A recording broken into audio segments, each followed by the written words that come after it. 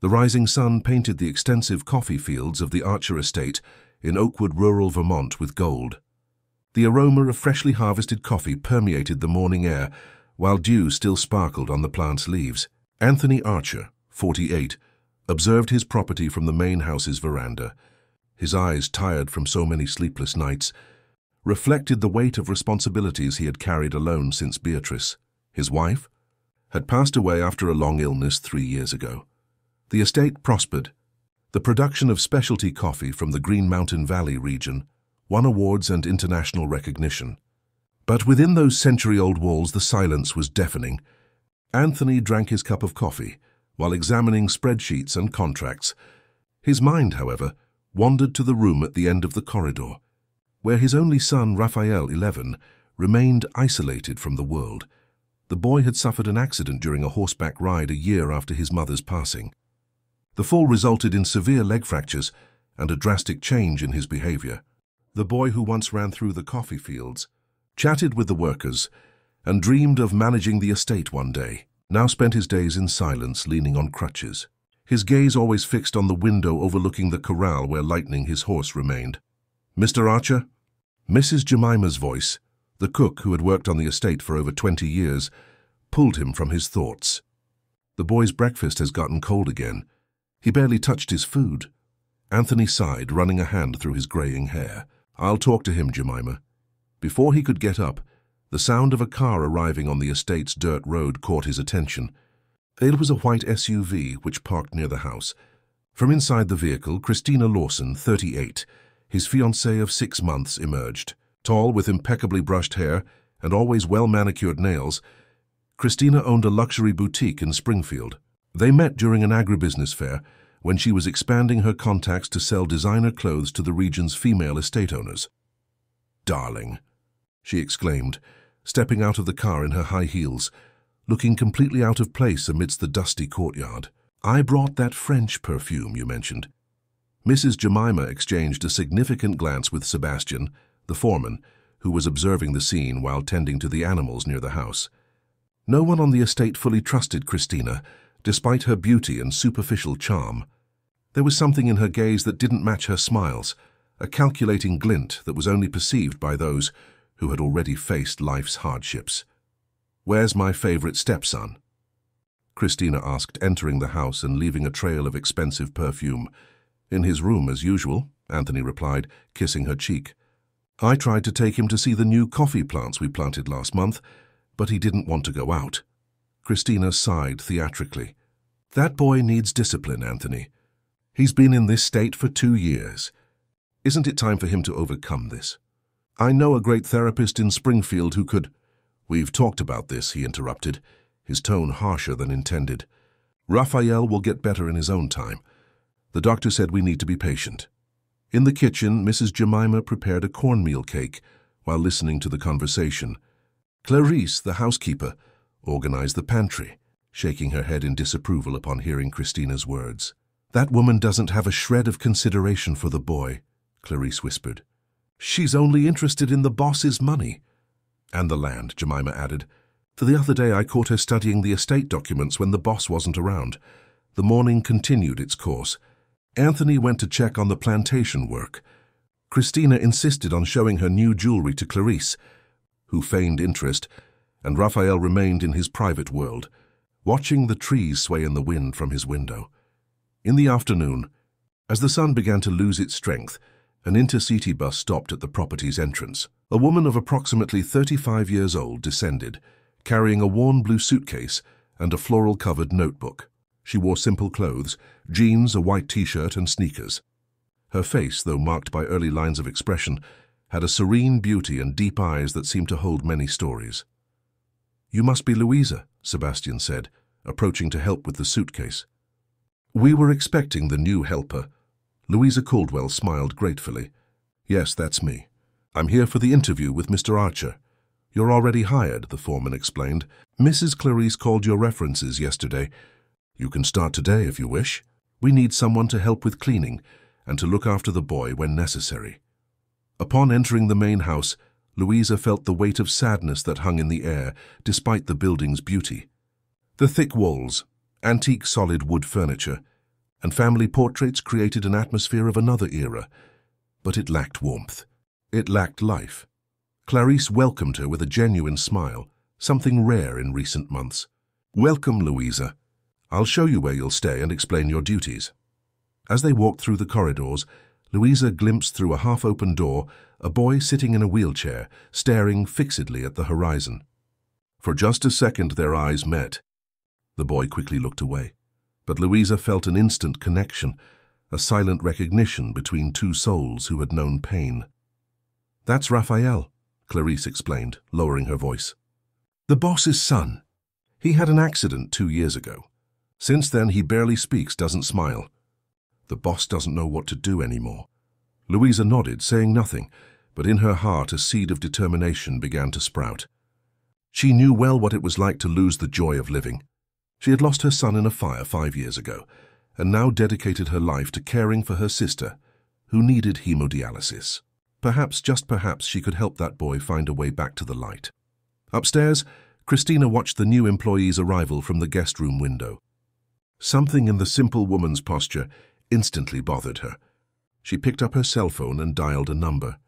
"We need to talk," she said in a low tone. "I think I've found a problem for our plans." Louisa's first week at the Archer estate passed at an intense pace. Her hands, accustomed to hard work, moved skillfully through the rooms, cleaning, organizing, and bringing a new freshness to the environment. More than physical cleanliness, there was something in Louisa's presence that also seemed to clear the heavy air that hung in the main house.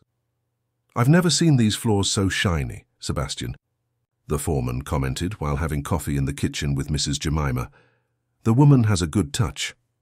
Jemima nodded, kneading the bread dough she was preparing. "She has a good touch and a good heart too. Did you see that she put small flowers in glasses of water in the corners of the house? She said flowers bring new energy." Louisa maintained a disciplined routine. She woke before sunrise, said her prayers in silence, and began her work. During breaks, she wrote in her floral-covered notebook, sometimes smiling to herself, other times her eyes welled up. No one asked about her past, respecting her space, but everyone perceived that she carried painful stories.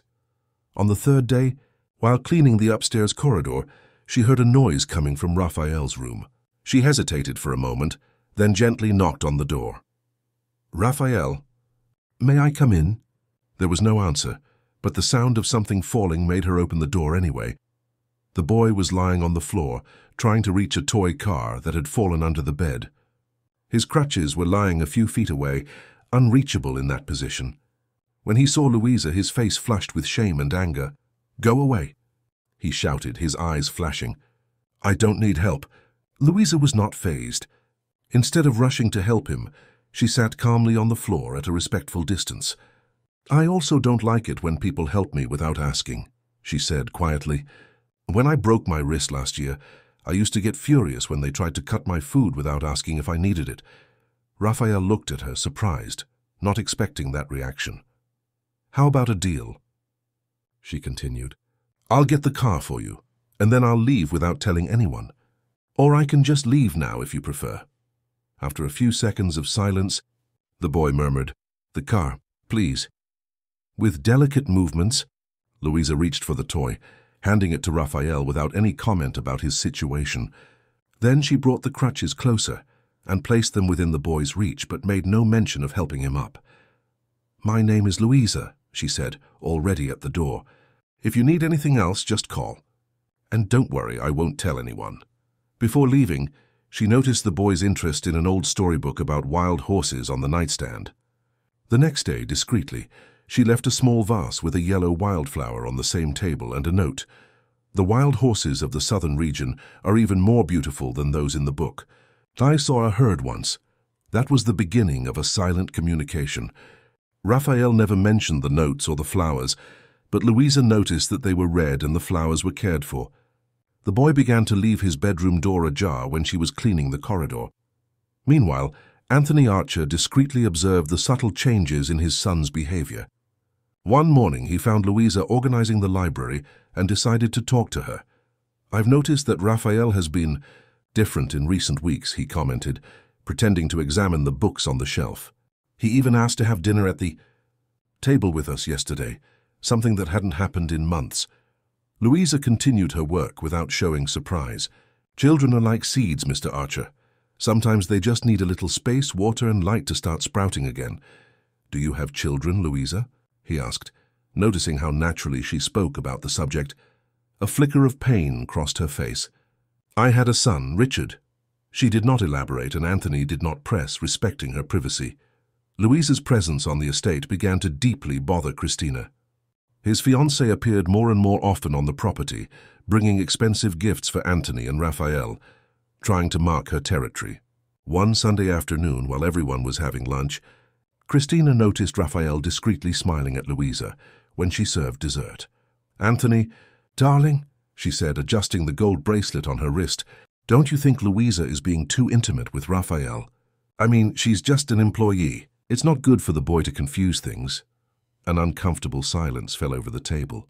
Louisa, who was returning from the kitchen with a pitcher of juice, stopped halfway, feeling the weight of the words. Christina, Anthony replied with firmness in his voice. Raphael smiled today. For the first time in almost 2 years, I saw my son smile. I don't care who caused this miracle. His fiancée forced a smile, but her eyes remained cold. After lunch, she approached Louisa in the kitchen. Just to be clear, she said in a low tone so only the employee could hear, this house has an owner, and it's not you. Louisa met her gaze without intimidation. Mrs. Lawson, with all due respect in this house. The only owner is Mr. Archer, and my job is to take care of this family's well-being, including Raphael. That answer triggered a red alert in Christina's mind. That simple housekeeper was not as submissive as she appeared, and that made her an even bigger problem. In the following weeks, the relationship between Louisa and Raphael continued to strengthen. The boy no longer hid when she entered his room to clean. One day he asked her to read to him about wild horses. On another occasion, he showed her drawings he had made, landscapes of the estate seen from his window. Sebastian, the foreman, noticed the change in the house's atmosphere. It's as if someone opened the windows after a long storm, he commented to Mrs. Jemima as they watched Raphael on the veranda, timidly talking to Louisa while she watered the plants. I just hope the storm doesn't come back, the cook replied, discreetly looking at Christina's car, which had just arrived. His fiancée disembarked, carrying bags from expensive stores and a determined expression. Seeing Raphael and Louisa together on the veranda, her smile froze. She approached quickly, interrupting their conversation. Raphael, darling, I brought that video game you wanted, she exclaimed, handing a package to the boy who seemed more confused than happy with the gift. But I didn't ask for any game, he murmured. Of course you did last week, don't you remember? Christina insisted, casting a warning glance at Louisa. Now go inside and try it. Louisa has a lot of work to do, doesn't she? With a resigned sigh, Louisa stepped away to continue her tasks. As she collected clothes for washing, she overheard Anthony and Christina talking in the office. His fiancée suggested sending Raphael to a special school in New York City, arguing that it would be better for his recovery. Anthony seemed hesitant. He's getting better here, Christina. For the first time in a long time, I'm seeing progress. And you think that's thanks to whom? That housekeeper? Christina's voice rose. She has no qualifications whatsoever to deal with a case like Raphael's. We need professionals, Anthony. Louisa moved away, not wanting to hear more. That night, in her small room at the back of the house, she wrote extensively in her notebook. Afterward, she called her sister in the city, making sure she was well after her last hemodialysis session. I'm taking care of a boy here, Teresa, she said. He reminds me so much of Richard sometimes. The same curious look, you know, but there's so much pain in his eyes. Her voice choked. I think I can help him, but there are people who don't want me around. On the other end of the line, her sister advised her wisely. Do what your heart tells you, Louisa. You've always known how to listen to it. The next morning, Louisa found Raphael trying to maneuver his crutches to go down the stairs of the house. Without saying anything, she positioned herself discreetly behind him, ready to support him if necessary, but giving him space to try on his own. I want to go to the corral to see lightning, he said, determined. It's been 2 years since I saw my horse up close. Louisa nodded. That's an excellent idea. Let's go slowly, one step at a time. From the top of the stairs, without them noticing, Christina watched the scene with narrowed eyes. She picked up her cell phone and typed a message. "I need to solve the housekeeper problem, urgent." The day dawned with a light mist covering the coffee fields of the Archer estate. It was Saturday, and Anthony had decided to spend the day at home, away from the meetings and spreadsheets that occupied his daily routine. After breakfast, he watched from the office window as Louisa helped Raphael approach the corral where Lightning, the boy's horse, patiently waited. "He's going slowly," Sebastian, who had approached to discuss estate matters, commented. "But he's going. 2 months ago, he wouldn't even leave his room." Anthony nodded, feeling a mix of emotions: joy for his son's progress, gratitude for Louisa's presence, and a confusing restlessness at how he found himself observing the employee in recent days. There was something about her, a quiet strength, a dignity despite the difficulties, that attracted him in a way he hadn't felt since the days he met Beatrice. "Sebastian, do you know more about Louisa's past?" he asked, trying to sound casual. "She barely talks about herself." The foreman scratched his grey beard, choosing his words carefully. "I know she lost her son in an accident about 5 years ago. A fire, from what Jemima told me. And her sister has kidney treatment 3 times a week. That's why she needs Tuesdays and Thursdays off to accompany her." Anthony felt a pang in his chest. Losing a child was a pain he couldn't even imagine. How could she smile, care for Raphael with such affection after such a devastating loss? His thoughts were interrupted by Christina's unexpected arrival. She entered the office carrying a box of fine chocolates and a bottle of very expensive wine. "Surprise, my love," she exclaimed, kissing his cheek. "I thought we could prepare a special lunch today. Just us two, and Raphael, of course." Sebastian understood the cue and discreetly withdrew, not without exchanging a meaningful glance with his boss. Christina began to take items out of her bags, talking non-stop about the new spa she had opened in Springfield and how perfect it would be for the two of them to have a romantic weekend. Through the window, Anthony continued to watch Raphael, who was now timidly reaching out to caress Lightning's muzzle. The smile on the boy's face was like a ray of sunshine breaking through thick clouds. "Anthony, are you listening to me?" Christina's voice sounded annoyed. "Sorry," he replied, finally tearing his gaze from the window. "I was distracted watching Raphael with the horse. It's the first time in 2 years." Christina forced a smile. "That's wonderful, darling. But speaking of our wedding, I was thinking we could set it for the end of the year. The estate chapel would look beautiful decorated for Christmas, don't you think?" Anthony felt uncomfortable with his fiancée's haste. Since Louisa's arrival, something inside him had changed. The certainties he had about his relationship with Christina began to dissipate like mist in the sun. "We need to talk about this calmly, Christina. With everything that's happening with Raphael, I don't know if it's the right time for big changes." Her face hardened for an instant, but soon softened again. "Of course, my dear. No rush." She approached the window and watched Louisa and Raphael. "That woman seems to have quite an influence on your son." "Louisa has been a blessing," he replied firmly. "Raphael is finally responding. I just worry that she might be creating expectations. After all, she lost her own son, didn't she? Perhaps she's seeing Raphael as a substitute." Anthony looked at her seriously. "I don't think that's the case. And even if it were, she brought my son back to life. That's all that matters to me now." The conversation was interrupted by Clarice, the housekeeper, who knocked on the office door. "Mr. Archer," the accountant called. "He said it's urgent. Something about the estate taxes." While Anthony took the call, Christina left the office with the excuse of putting the wine in the cellar. On her way, she passed the living room where there was an antique sideboard with valuable decorative pieces. With a quick and almost imperceptible movement, she strategically placed a Ming vase on the edge of the furniture so that the slightest bump would knock it over. Outside, Louisa had made remarkable progress with Raphael. The boy, leaning on just one crutch, caressed Lightning's neck while talking softly to the animal. "He missed you," Louisa commented. "Horses have an incredible memory."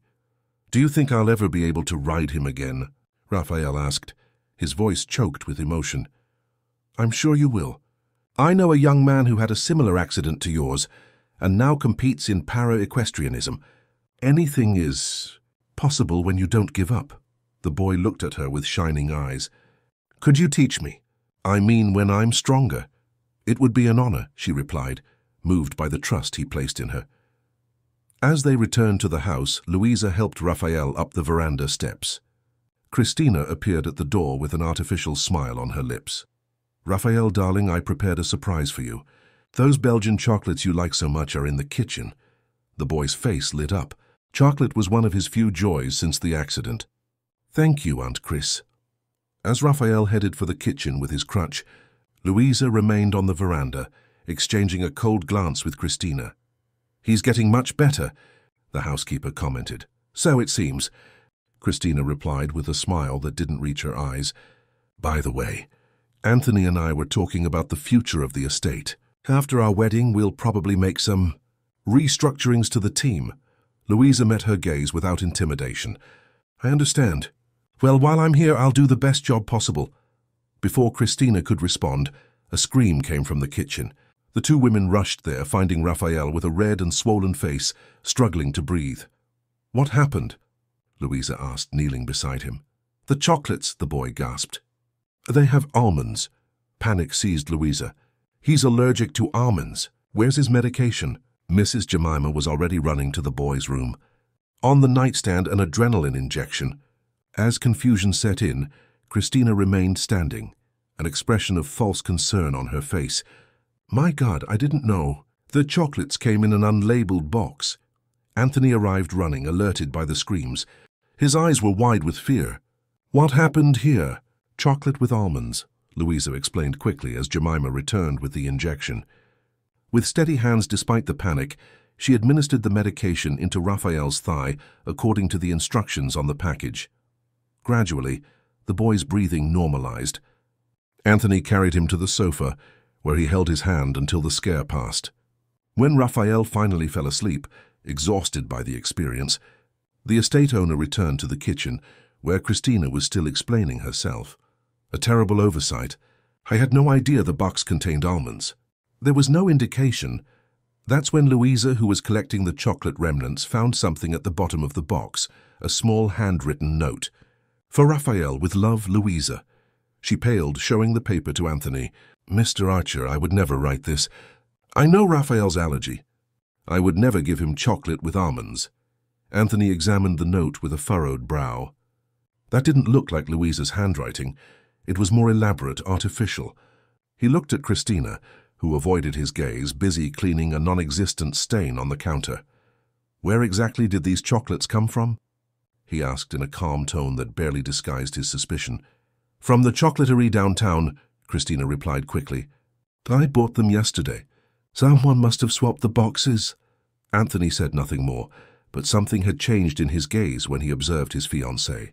A seed of doubt had been planted. That night, while everyone slept, Louisa went to check on Raphael. The boy was awake, sitting in bed with a book open on his lap. Can't sleep, she asked softly. I keep thinking.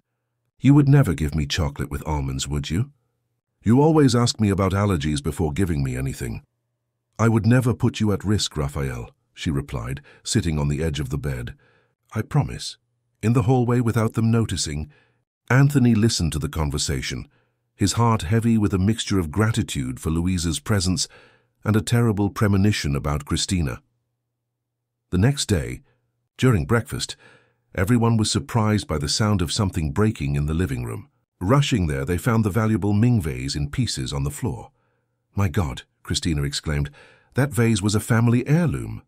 Louisa, who was coming out of the nearby library with a duster in her hand, looked confused at the scene. I didn't bump into it, Mr. Archer. I was cleaning the shelves on the other side.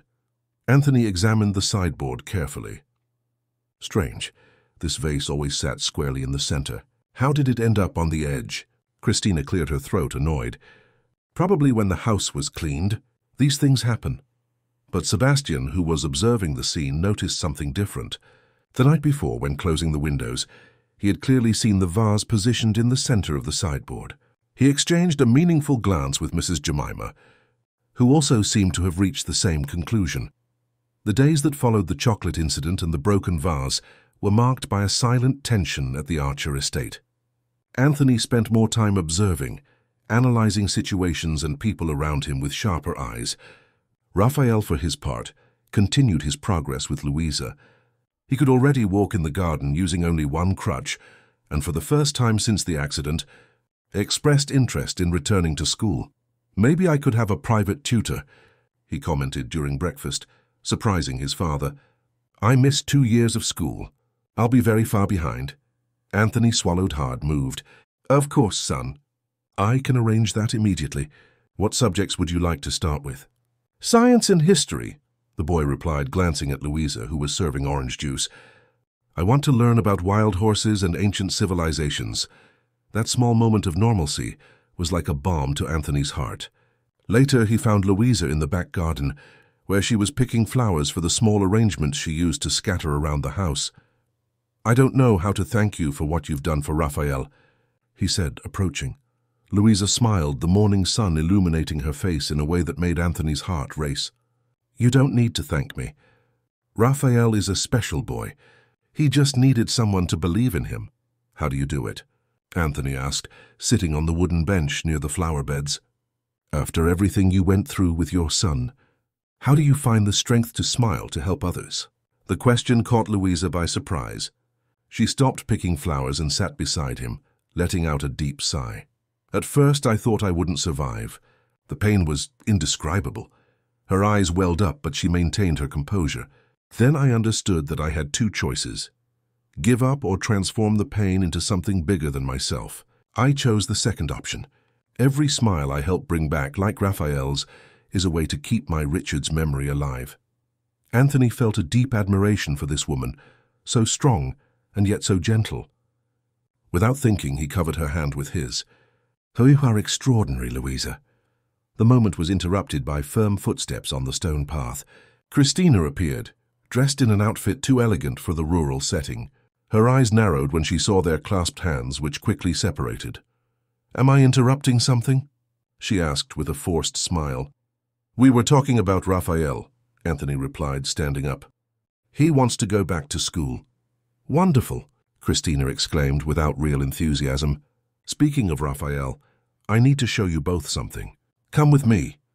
She led them to the main living room where Raphael was sitting, leafing through a book. On the coffee table there was a small blue velvet box, open and empty. "Raphael, darling," Christina began in a sweet voice, "did you see what happened to the diamond bracelet that was in this box? It was a gift for you to give to your future stepmother at our wedding." The boy looked confused at the box. "I didn't see any bracelet. I didn't even know about this gift." Christina sighed dramatically, turning to Anthony. "I left the box here last night. I wanted to show Raphael the jewel today, but when I opened the box just now, it was empty." Anthony frowned. "Are you sure you left the bracelet here?" "Isn't it in the safe?" "Absolutely," Christina replied, pacing nervously around the room. "It's very valuable, Anthony. Genuine diamonds. It cost a fortune." Louisa watched the scene with growing discomfort. There was something artificial about Christina's concern, as if she were playing a role. "Let's look calmly," Anthony suggested. "Maybe it was put away somewhere else." "Or maybe," Christina insinuated, lowering her voice, "it was taken by someone in the house." A heavy silence fell over the room. Raphael looked startled at his father, then at Louisa. "Are you suggesting a theft, Christina?" Anthony asked, his voice tense. "I'm just stating that a very expensive jewel has disappeared," she replied. "We need to consider all possibilities." In the following days, the search for the bracelet mobilized the entire house. Drawers were opened, cabinets searched, every corner of the property examined. The tension grew with each hour without results. Christina made a point of mentioning the jewel's value at every meal, always casting suggestive glances at the employees. On Wednesday afternoon, when almost everyone had given up on finding the bracelet, Christina called an urgent meeting in the living room. Everyone was summoned: Anthony, Raphael, Louisa, Mrs. Jemima, Clarice, Sebastian, and 2 coffee field workers who were helping with a repair in the house. "I hate to do this," she began with false reluctance in her voice, "but the situation is serious. A jewel valued at almost $100,000 has disappeared from this house. If we don't find it, I'll have to claim insurance, and that will involve a police report. The police—" Anthony intervened, visibly uncomfortable. "Christina, I don't think we need to go that far." "What do you suggest then?" she retorted. That we simply forget about a diamond bracelet? We can do one last check of the rooms, Anthony suggested reluctantly. With everyone's permission, of course. The employees agreed immediately, eager to prove their innocence. One by one, the rooms were searched with no results. When it was the turn of the small room where Louisa slept, Christina made a point of leading the search. "It's nothing personal," she commented, with a smile that contradicted her words. "Just standard procedure." Louisa nodded, opening the door to her simple and organized room. There were few belongings, some clothes in the closet, books stacked on a small table, and the floral-covered notebook she always carried. On the wall, a framed photo of a smiling boy, Richard, her son. Christina opened drawers, rummaged through clothes, and then turned to the table. As she lifted the mattress, she let out an exclamation of surprise. "Oh my God!"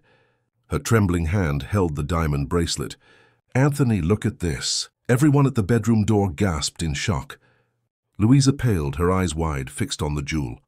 "This isn't—" "I didn't," she stammered, unable to form complete sentences in her surprise. Christina quickly assumed the role of an indignant victim. "How could you, Louisa, after all the trust we placed in you?" Anthony seemed stunned, torn between the evidence before him and something deep inside that refused to believe in Louisa's guilt. "I would never take anything that doesn't belong to me," Louisa finally declared, regaining her voice. "Someone put this here to frame me." "A very convenient accusation," Christina retorted. "Who would have an interest in doing that?" Everyone's eyes in the room seemed to weigh on Louisa. Only Raphael, who observed the scene with unusual attention for his age, seemed to analyze not the housekeeper, but the poorly disguised triumph on Christina's face. "Father," the boy called, his voice firmer than it had sounded in years. "Louisa wouldn't do this." Anthony ran a hand through his hair, visibly disturbed. "Raphael, I understand you like her, but the facts—" "Facts can be manipulated," the boy interrupted. "You taught me that yourself when you explained your business contracts." "Remember." The comment left Anthony momentarily speechless. Christina quickly took control of the situation. "Anthony, we need to take action. This woman betrayed our trust." After a long moment of agonizing silence, Anthony finally spoke, his voice heavy with the difficult decision. "Louisa, I am deeply disappointed. Until we clarify this completely, I will have to ask you to leave the estate." "Mr. Archer," she replied with dignity despite the tears that threatened to fall, "I did not take this bracelet. I would never betray your trust or Raphael's, but I will respect your decision." The scene that followed was painful. Louisa, under the gaze of her colleagues who didn't know what to think, gathered her few belongings. Raphael cried silently in his chair, refusing to believe in the supposed betrayal.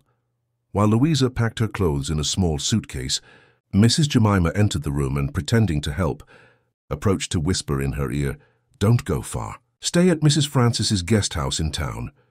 We have something to show you." Louisa looked confused at the cook, who quickly disguised herself when Christina passed by in the hallway. Before leaving, Jemima discreetly slipped a small USB drive into Louisa's jacket pocket. The farewell was brief and filled with contained emotion. Raphael refused to say goodbye, locking himself in his room. Anthony avoided eye contact, an internal battle evident in his expression. Only Sebastian offered to take Louisa to the bus station, for which he was promptly reprimanded by Christina. "She can very well take the bus at the estate entrance." "As she did when she arrived," his fiancée declared, not disguising her satisfaction. "After all, we are even being generous by not filing a formal complaint." The moment Louisa crossed the estate gate with her worn blue suitcase and floral-covered notebook, it began to rain. A fine rain that mingled with the tears she finally allowed to fall. Upon arriving in the small town of Oakwood, Louisa looked for the guest house mentioned by Mrs. Jemima. It was a simple but clean and welcoming place, run by an elderly lady who received her without asking questions. That night, alone in her rented room, Louisa finally removed the USB drive from her pocket and connected it to the small laptop she used to communicate with her sister. What she saw in the recordings made her heart race.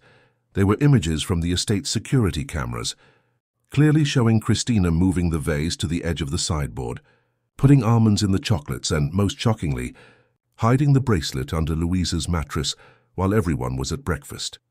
Louisa's hands trembled as she watched the confirmation of her suspicions. A text message accompanied the files, We have more evidence. Sebastian will come tomorrow. Don't give up. At the estate, the atmosphere was heavy. Raphael refused to leave his room or talk to Christina. Anthony was restless, wandering through the property like a ghost. During dinner, only he and his fiancée sat at the table, in an awkward silence. It was necessary, Christina justified, breaking the silence. She was manipulating Raphael, creating an unhealthy dependency. Anthony did not respond immediately. He stared at the untouched plate in front of him, then looked at his fiancée. And the bracelet? Conveniently found right under her mattress, don't you think? Jersen, are you insinuating that I planted evidence? Christina's voice rose, indignant. Is that what you think of me? I don't know what to think, he admitted. I only know that Louisa brought light to this house for the first time in years. And now with her departure, the darkness has returned. Christina reached across the table, trying to touch his hand, but Anthony pulled back. You're confused, darling. That woman was manipulative. Soon you'll see that we made the right decision. Upstairs, lying in his bed, Raphael looked at the small vase with the yellow flower, now wilted. Beside it, one of the notes Louisa had written to him. When the storm passes, the sky becomes even bluer. For the first time since the accident, he felt a determination growing within him. He reached for the phone on the nightstand and, with trembling fingers, dialed the number of the guest house he had heard Mrs. Jemima mention. The dawn in the small town of Oakwood found Louisa sitting on the porch of Mrs. Francis's guest house, a cup of coffee in her hands, and her gaze lost in the direction of the road leading to the Archer estate.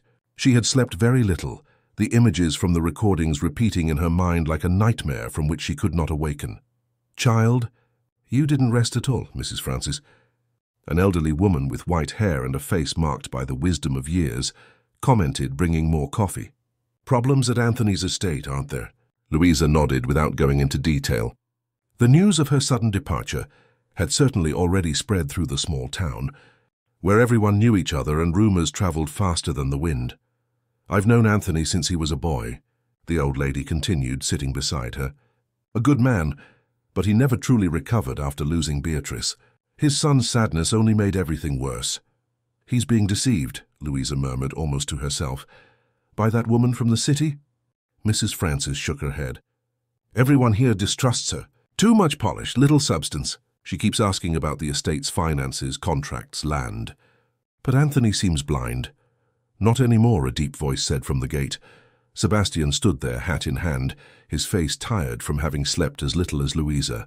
Beside him, surprisingly, was Raphael, leaning on his single crutch, his face determined despite the evident difficulty in standing for long. Raphael! Louisa exclaimed, rushing to them. What are you doing here? Does your father know you left the estate? The boy shook his head. We left very early, before everyone woke up. Sebastian helped me. I needed to see you, Louisa. I needed to tell you that I never believed you stole that bracelet. Louisa hugged him, tears finally breaking through the barrier of composure she had maintained since leaving the estate. Sebastian cleared his throat, moved by the scene but aware of the urgency of the situation. We have little time, he said. Anthony will wake up soon and notice Raphael's absence. We need to show him the evidence before Christina realizes what's happening. Mrs. Francis, understanding the gravity of the moment, offered her living room for them to talk. While Raphael rested on the sofa, Sebastian explained the plan. The estate's security cameras were installed 2 years ago, after we had problems with equipment theft. Christina always tells Anthony that the recordings are automatically deleted every 48 hours to save space, but that's not true. Clarice discovered that she herself manually deletes the recordings, Raphael added, and always after doing something suspicious. But Jemima and I started making secret copies, Sebastian continued, after we noticed some strange things.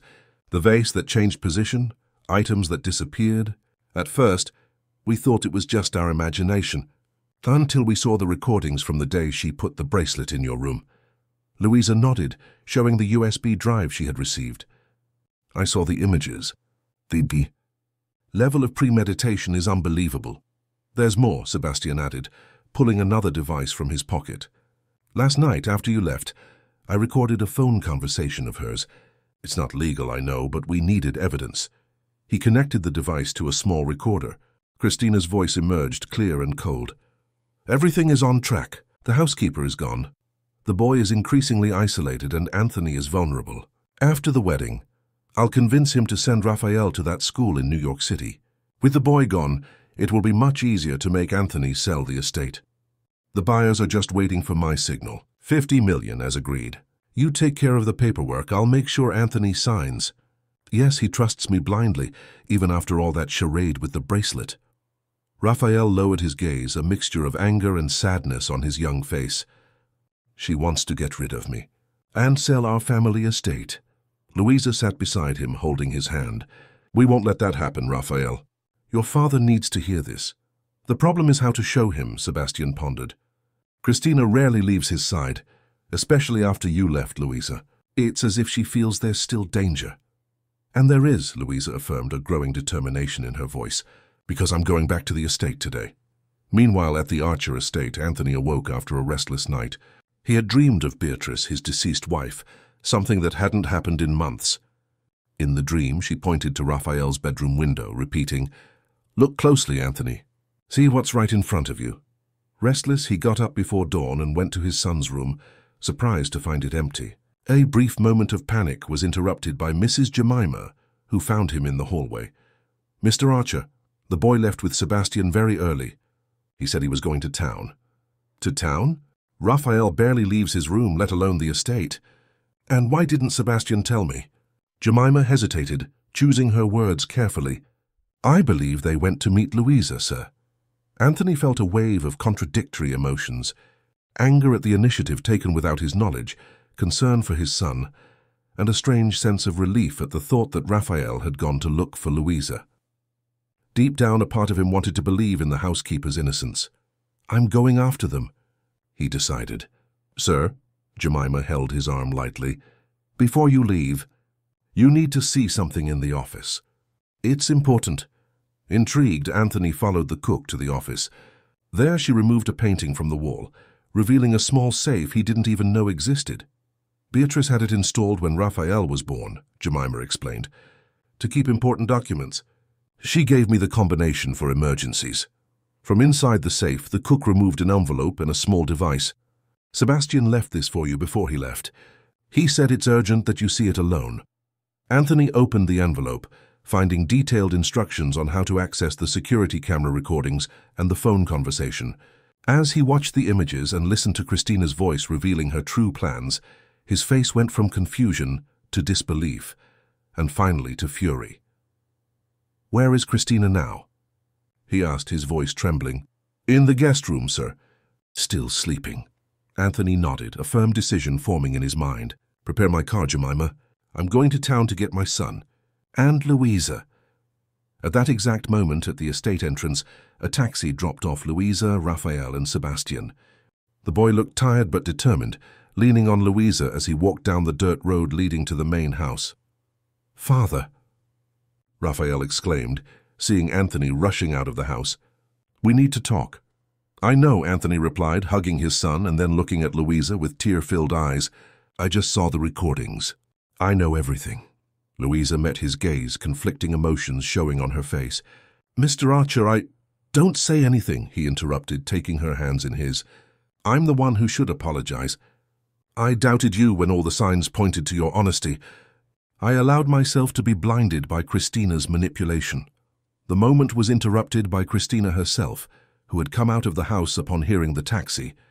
Her face paled when she saw Louisa. "What is she doing here?" she asked, trying to maintain her composure. "Anthony, this woman stole—" "Oh, she stole nothing," he interrupted, his voice firmer than it had sounded in years. "We know everything, Christina. The security cameras you thought you had deactivated. They recorded every one of your movements. The vase positioned to fall, the almond chocolate, the bracelet placed in Louisa's room." Christina's face transformed, the mask of sweetness giving way to a calculating expression. "I don't know what you're talking about. Clearly this woman manipulated the recordings to defend herself." "And the phone conversation from last night?" Raphael interjected, taking a step forward with his crutch. "Was that also manipulated? You wanted to send me away. You wanted to sell our estate." For the first time, Christina seemed genuinely scared. Her eyes darted from the house to the car, calculating her escape options. "Let's go inside and resolve this civilly." Anthony suggested, his tone making it clear it was not a request.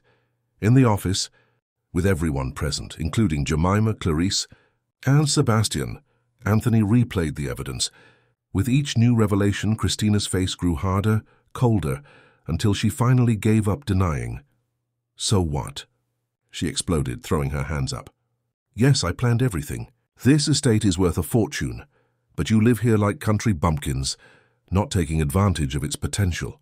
The buyers will turn this into a luxury resort, something truly worthwhile." "And me?" Raphael asked, his voice trembling. "Was I also getting in the way of your plans?" A flicker of guilt passed through Christina's eyes, quickly replaced by her usual coldness.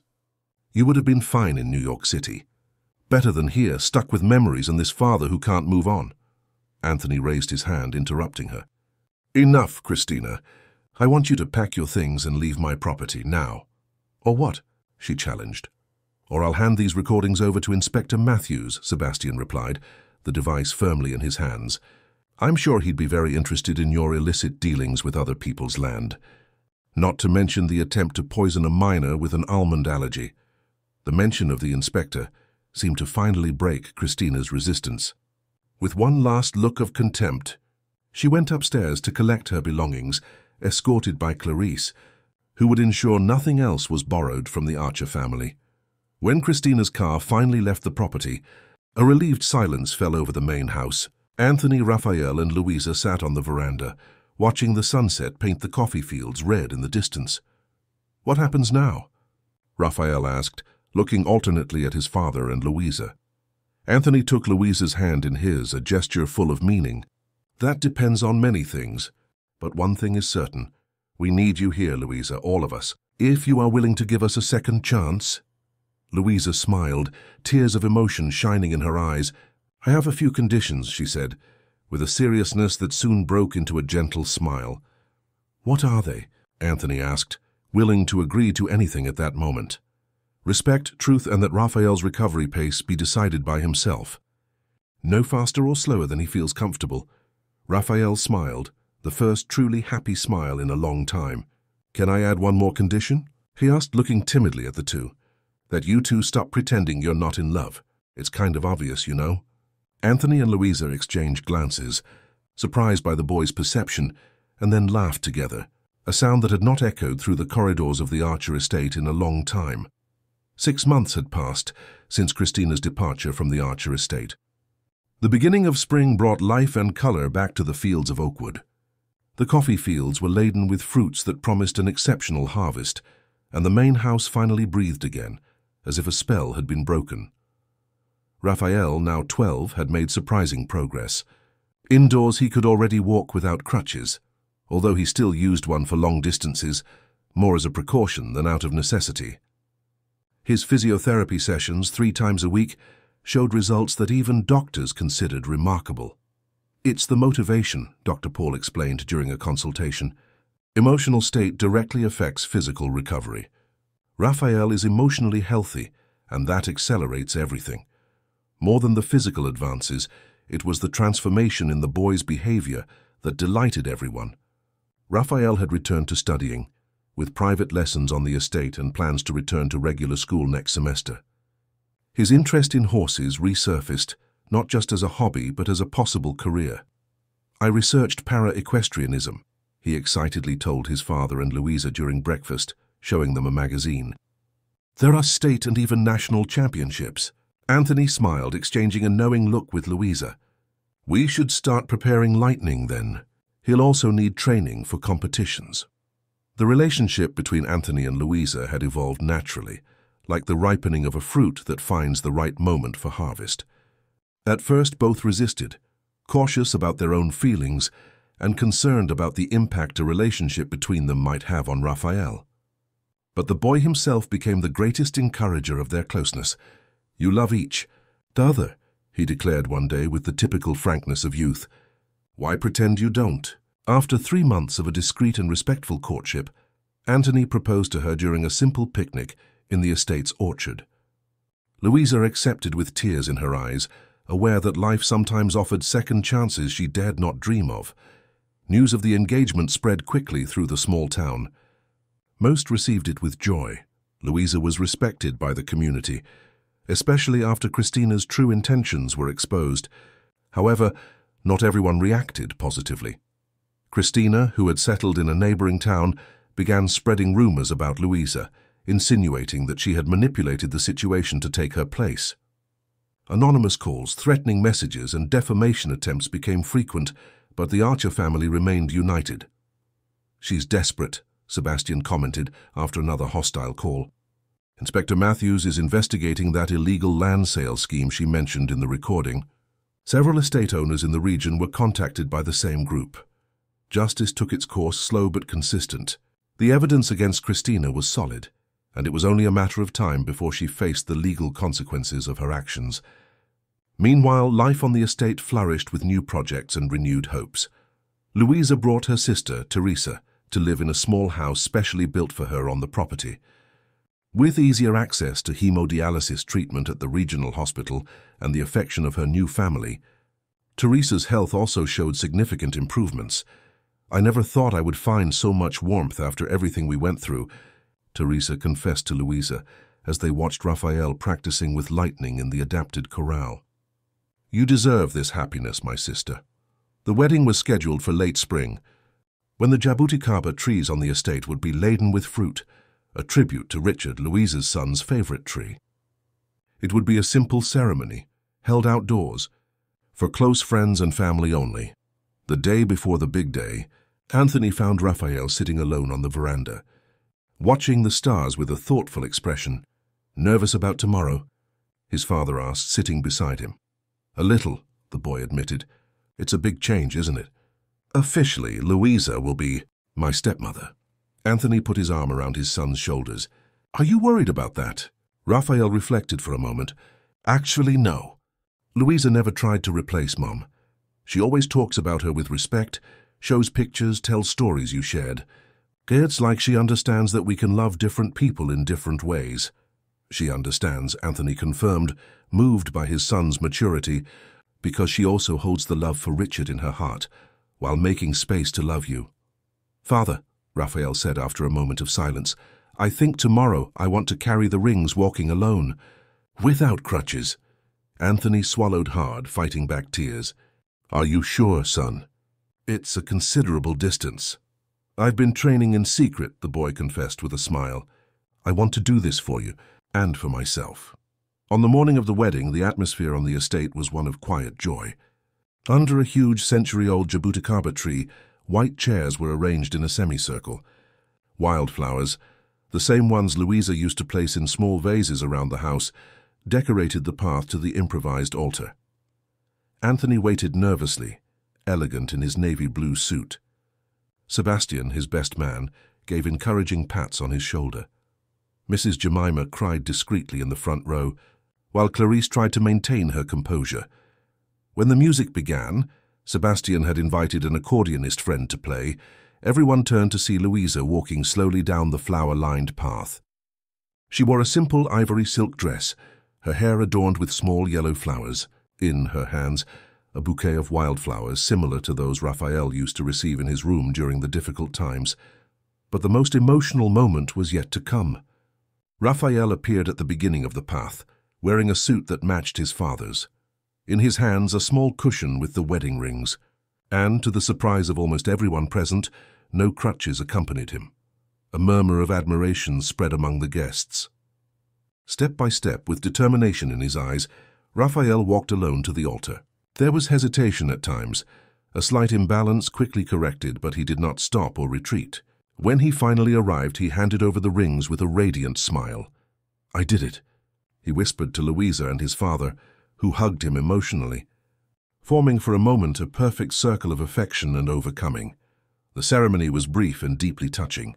The Justice of the Peace, a longtime friend of the Archer family, conducted the vows with words about new beginnings and the beauty of second chances.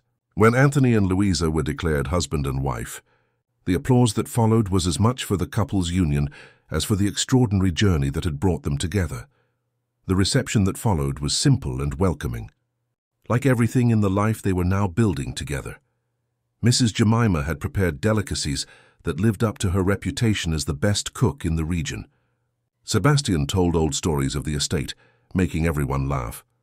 Raphael, now using only a light cane for support, moved among the guests with a confidence that would have been unthinkable just months before.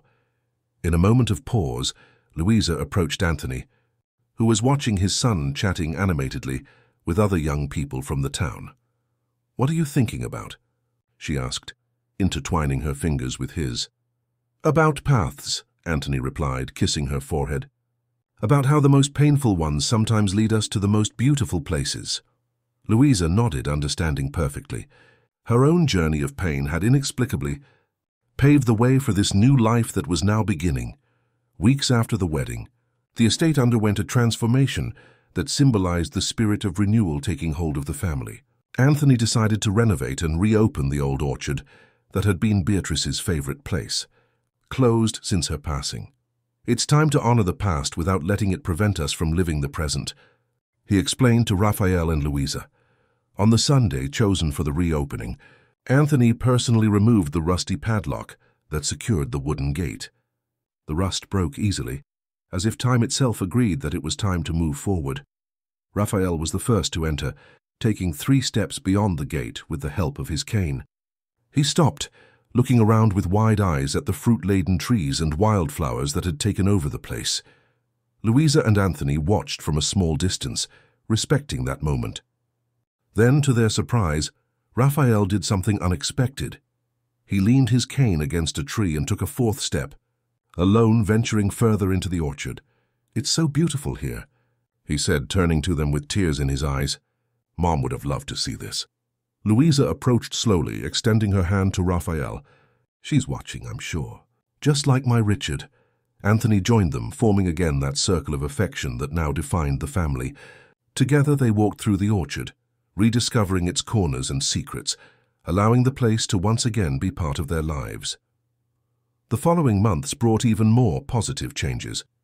The Archer estate not only maintained its tradition in producing award-winning coffee, but also opened up to new possibilities. Inspired by Raphael's suggestions, the family started a rural tourism program, welcoming visitors interested in learning about coffee production and experiencing country life. Louisa began coordinating traditional Vermont cooking workshops, teaching recipes she had learned from her grandmother. The success was so great that they soon needed to build a larger space to accommodate interested visitors who came from various parts of the country. Christina eventually faced the legal consequences of her actions. The fraudulent land sale scheme was dismantled, and her reputation in the region was irremediably tarnished. Attempts at revenge against the Archer family ceased when she realized that nothing could shake the happiness they had built. One autumn afternoon, as the first leaves began to turn golden, Raphael entered the kitchen carrying 2 yellow flowers in a small glass cup. He approached Louisa, who was preparing cheese bread, and asked softly, "Mom, can I leave this here?" It was the first time he had called her that naturally, without rehearsal or prior notice. Louisa's eyes immediately welled up. "Of course you can," she replied, her voice choked with emotion. Raphael smiled, placing the cup on the kitchen window where the sunlight could reach it. "One flower is for my first mom, who is in heaven. The other is for you, who brought light back into our home." At that moment, as she hugged the boy who had become so special in her life, Louisa fully understood that love has no limits or defined forms. It simply finds space to grow, even in the most improbable soils, like stubborn flowers that sprout between stones. And so, the Archer estate, which had once been a place of pain and silence, once again became a home in the fullest sense of the word, a place where the past was honored, the present celebrated, and the future awaited with open and hopeful hearts. The scent of freshly harvested coffee mingled with the aroma of cheese bread coming out of the oven. Raphael, now using his cane only occasionally, helped Sebastian with the tourists arriving for the afternoon visit. Anthony, on the veranda, reviewed plans for the expansion of the lodging area that would accommodate visitors, and Louisa, in the kitchen, smiled at the yellow flowers, silently thanking for the miracle of new beginnings. The main house, finally, had learned to breathe again,